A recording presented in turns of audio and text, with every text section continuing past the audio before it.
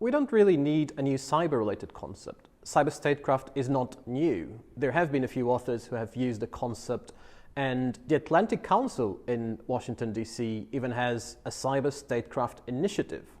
Now, we think the concept has been significantly underutilized and underdeveloped in an environment where conceptual rigor is not really always the priority.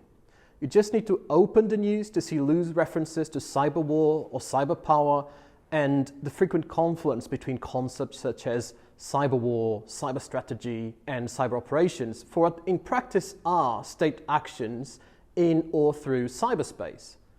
By further unpacking the concept of cyber statecraft, we hope to bring some order to the table.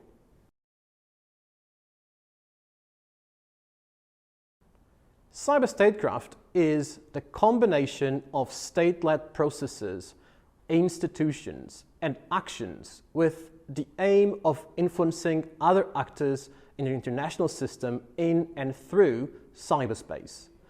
Obviously, the term derives from the broader context of statecraft, which is a fairly ancient concept that became a sort of placeholder in the last few decades. Many people use it, but few care to define what it means. For instance, statecraft is not the same as strategy or foreign policy. Crafting strategies is part of statecraft, and although there is a significant overlap, there are dimensions of statecraft that are not foreign policy. Going back to the previous example, we would not talk about creating a strategy as being foreign policy, but it is part of statecraft.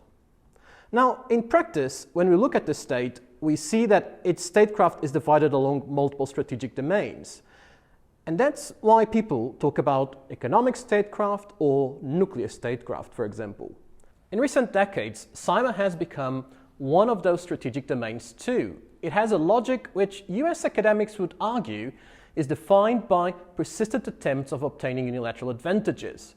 It has its own institutions, such as the US Cyber Command. It has its own processes, such as the United Nations Open-Ended Working Group. It has its strategies, cybersecurity strategies, for example, which in the United Kingdom's context is up for renewal soon. And obviously, actions, both defensive and offensive, that justify it being thought autonomously from other state areas. When it comes to public opinion, I think that there currently is a tremendous lack of capacity to judge policy in the cyber domain. Very often, the information we receive is provided by parties interested in what is being reported, be them states or private companies. And this comes wrapped in unhelpful or sometimes ill-defined terminology. Fundamentally, cyber statecraft offers the conceptual toolbox that enables a more critical understanding of what is happening.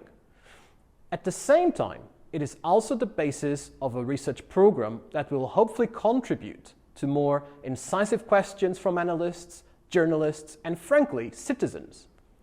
For example, in recent years, the UK has defined itself as a democratic and responsible cyber power.